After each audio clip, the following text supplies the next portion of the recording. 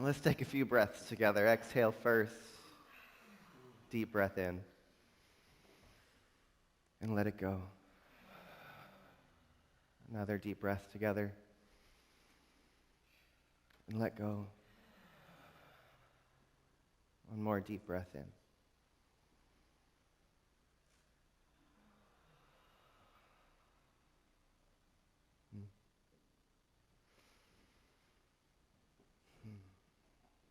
So the topic we're exploring throughout the course of this month is the sacred, the mundane, and the profane.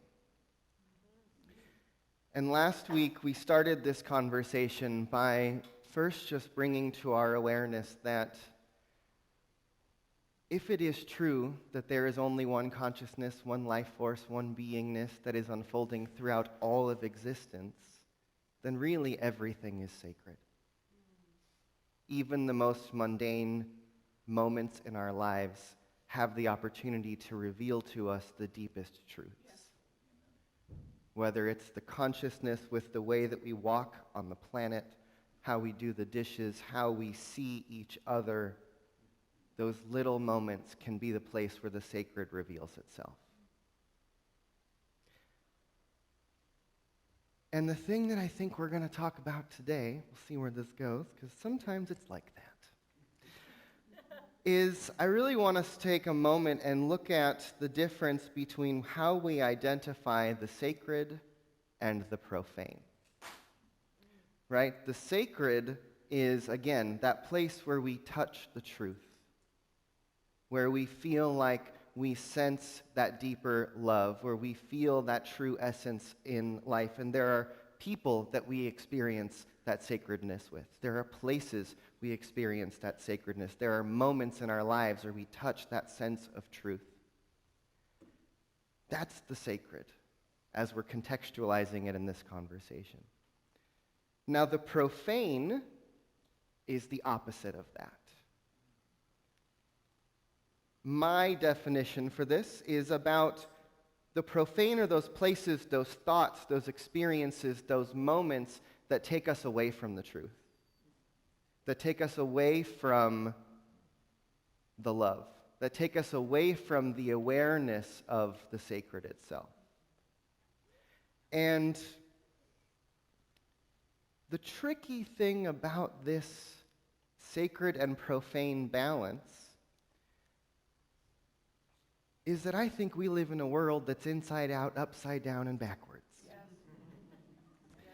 And the institutions that have been holding the consciousness of the world for a long, long time now have convinced us in many places that the sacred is profane and that the profane is sacred.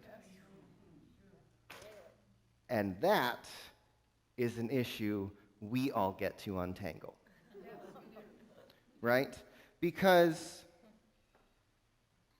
it is the very earth itself, herself, that is sacred, that is the source of our life.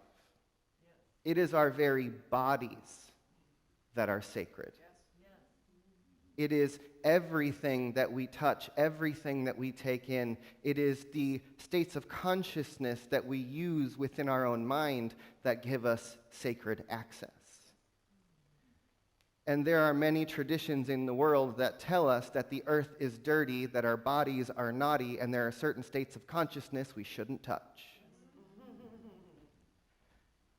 And we live in a world that has told us that the earth, that our bodies and our minds, not only should we be very careful how we interact with and touch and experience, but we've also had so much trauma inflicted over those three areas of our being that the world appears distorted. And when we live in a world that thinks that the profane is sacred and the sacred is profane, that means that we live in a world of people who've been cut off from their deeper truth, from the ability to see that truth in the other, to see that truth in the world around us. where we think that we are separate, where we think that we are sinful, where we think that there's something wrong with us or the other, it creates a sense of us and them. It creates a sense of otherness from the very body of the earth from which we have arisen. And in order for each one of us to begin to bring the awareness of the sacred into our lives, I think it also invites us to start looking at the places where we have placed the sacred into the profane. Right? We live in a nation that puts profit above planet and people. That's placing the sacred onto something profane, elevating that to the highest truth, and then accessing all things at the cost of that. Right? Where if we believe that profit, that property is more important than people and planet, it's going to affect the way that we walk in the world, the way that we interact with each other, the way that we hold the issues of our time. And we have to reclaim that which is sacred for ourselves. And it has to begin with each one of us in our own mind, in the way that we walk in the world, in the way that we speak, in the way that we eat, in the way that we interact with each other, in the way that we use our resources, in the ways that we stand up for truth and for what is important.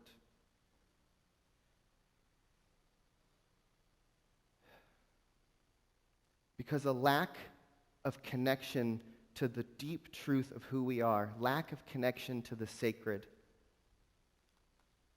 is what is tearing our world apart.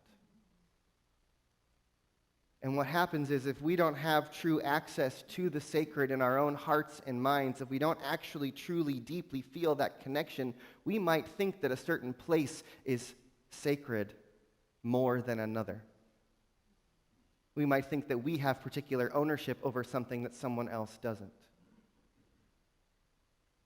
And that if we truly want to live ever into a world that works for everyone, if we ever want to live into the common thriving of all of humanity and all life on earth, then we have to begin to wash our perspective so that we start to see the sacred everywhere, so that we start to see God everywhere, so that there is no other, regardless of what they believe or where they live or on what side of a border they are or where they were born or who they identify as or what they want to be in the world. We cannot hold this separation any longer.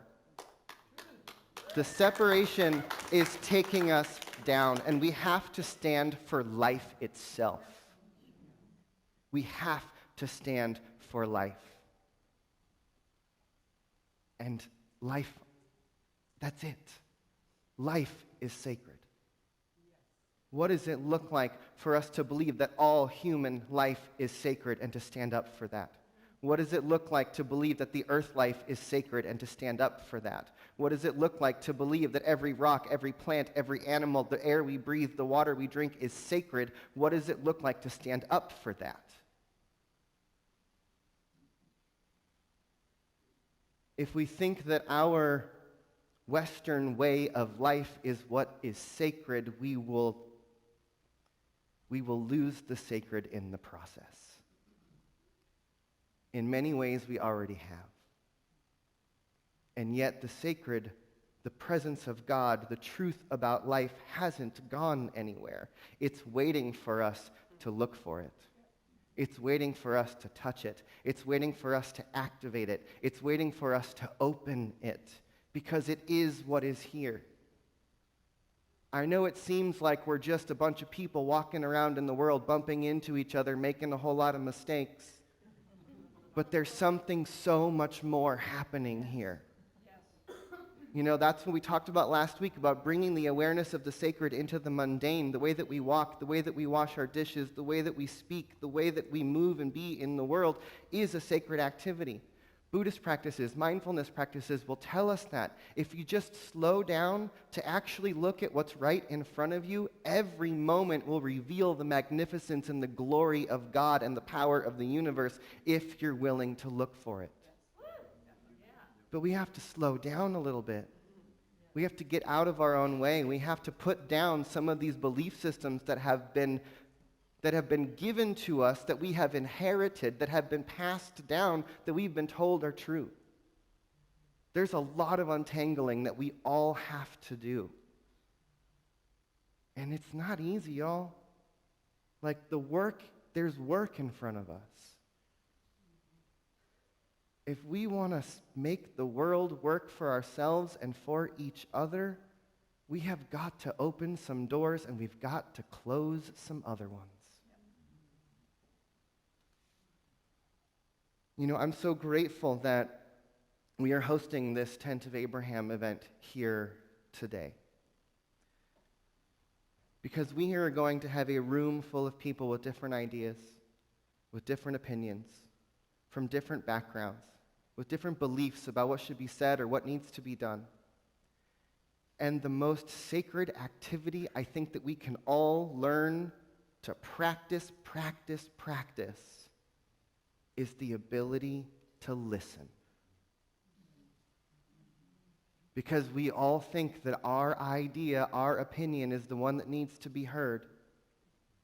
And the thing that's going to heal is our ability to listen to each other. To be able to have our hearts open, to be in compassion, to hear each other's pain, to sit with our discomfort, to listen to each other's anger. Because if we can get comfortable in those uncomfortable spaces, we can actually begin to heal each other. But when we want to run away from the conversation, or when we think that our voice is the one who needs to be heard, we're just perpetuating the very thing that's out there continuing to cycle around us. And we have to become something completely different than the thing that we want to change. We have to become a place of radical shift, of radical transformation. Because if we look to what's happening in our world right now, anytime we think we want to eradicate some kind of evil or wrongness, oftentimes the only way we know how to do that is to create a larger evil or wrongness, and we keep perpetuating that thing. We have to figure out how to be so radically different than what is happening in front of us that we be the place where the thing changes. Where we become the place where something new happens. Where we become the place where new opportunities, new ideas, new thoughts emerge into the world. And we can only have those new thoughts if we're willing to slow down long enough and put down the thoughts we already have and let the new ones in. And that's going to require a lot of listening. It's going to require a lot of questioning.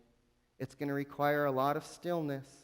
And it's going to require all of us to pause long enough every single day to step out of our mundane awareness, to step away from those things that might be pulling our attention and touch the sacred. Whether you do it through your meditation, whether you do it through your sacred reading, whether you do it through prayer with another person, a walk in nature, a moment on the beach, I don't care how you get there, just get there. Do it every day. Find a way to touch the presence of the sacred, to bring it into your awareness. Because it's already here waiting for us to wake it up, to activate it, to bring it forward. And if each one of us takes a few minutes every single day, 5 minutes, 10 minutes, 20 minutes, an hour to sit in spiritual practice, whatever that looks like, you are becoming a place where the sacred is revealing itself, where peace on earth is happening, where something new has the opportunity to emerge. We have got to become clear vessels for spirit to come through. You know, I've been starting to walk down the Sufi journey with my friend Gitanjali over here, and there's a word that keeps cycling around in my mind, which is the word Rasulullah. Oftentimes when in the Islamic call to prayer, they often refer to Muhammadan Rasulullah, referring to the Prophet. The word Rasulullah means one who emptied themselves out so God could come through. Oh, yeah, that, right? One who emptied themselves out so that God could come through. Our spiritual practice, our meditation, our time in the sacred is the time we spend getting out of our own way. Ernest Holmes says if we could just get our bloated nothingness out of the way, everything would be different. So we have to become the place of the stillness. We have to become the place where we empty ourselves out of all that we thought we knew already so that something new can come through. I'll tell you one little story and then we'll wrap up. As you know, I'm a big fan of Thich Nhat Hanh, one of the first spiritual teachers that really opened my mind, who I had the pleasure of being in their physical presence once, about 15 years ago. And in one of his books, he tells a story of living in Plum Village and having one of his nieces or nephews visiting him. And he's in his meditation, and the child comes in and knocks on the door and says, "Uncle Monk, Uncle Monk, Uncle Monk, I want some juice." And he says, "All right." So they have freshly squeezed apple juice, and so he goes and pours the juice into a cup, and it's all murky and kind of, pulpy, and, when you have fresh juice, it looks like that. And the child says, I don't think I want to drink that. It looks dirty. So he says, "Well, I'm just going to leave it here. The juice is here for you." Thich Nhat Hanh goes back into his meditation. 10, 15 or so minutes later, knock on the door. "Uncle Monk, Uncle Monk, Uncle Monk, you have to come see."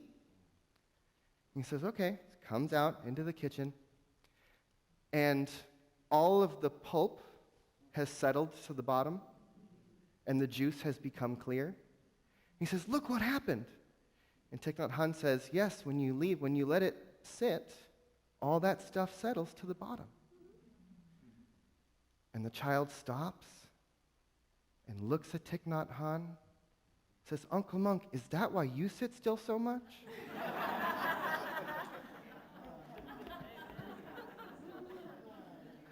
Right? So it's in the practice that we become clear, to allow the something more to come through us, to allow ourselves to be more, to be the place where all the pulp and the ick and the debris of our perception drops away so that we can actually see clearly.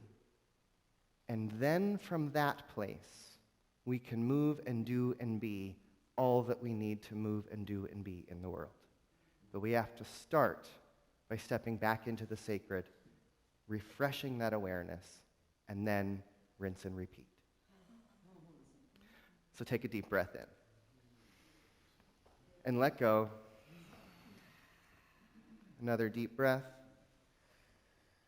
Let it go. Deep breath in. And if it's comfortable, allow your eyes to fall closed as you just connect with the rhythm and the flow of your own breath.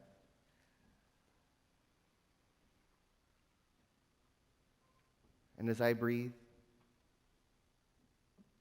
as I become still, I remind myself and each one of us that we are being breathed by something greater than we are. What I know is that there is one seamless presence that is living and breathing throughout the entirety of the universe. That it is this one that is the true light, the true life, the true beingness that is unfolding in, through, and as everyone, everything, every when, everywhere, every plant, every particle, every person, every planet, all that is God and only God. One life, living and breathing throughout the entirety of existence.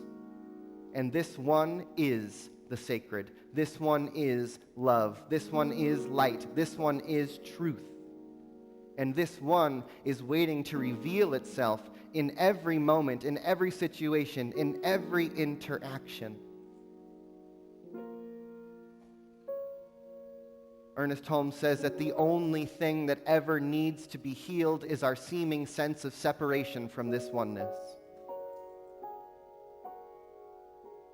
So let us be a people today who so deepen into our spiritual practice, who so deeply seek this greater truth, that we be a place that sees the oneness, that we be a place that sees the sacred, that each one of our minds, that each one of our words, that each one of our actions, that the way that we live and be in the world, each one of us are the revealers of truth. And that in these moments where the seeming separation appears to be everywhere we look, what the world needs is people who are able to see through the illusion and activate and awaken and bring about the greater truth that is here waiting for us. We say that we are here to awaken humanity to its spiritual magnificence. We are simply here to awaken humanity to the truth of who we are. And that the moment that we start to live and breathe as one global family, the moment that we as a collective begin to turn our attention to the truth, is the moment that we will see peace, is the moment that we will see the eradication of war, is the moment that we will see the healing of the planet, is the moment that we will erase the divisions that are here. The world needs our perspective. The world needs each one of us to look for the truth everywhere we go. The world needs each one of us to empty ourselves out and let God come through. Life is begging us to wake up. Humanity is screaming to awaken from the nightmare and realize that there is a new dawn waiting for us. So let us be the ones who lift the veil, who lift the curtains, who turn on the lights, who see the truth for what it is, and bring that into everything that we do. And so in this moment, I just speak a word of gratitude for this community, for each one of us who are willing to hear these words, who are willing to deepen into our own spiritual practice, who are willing to say yes to the more.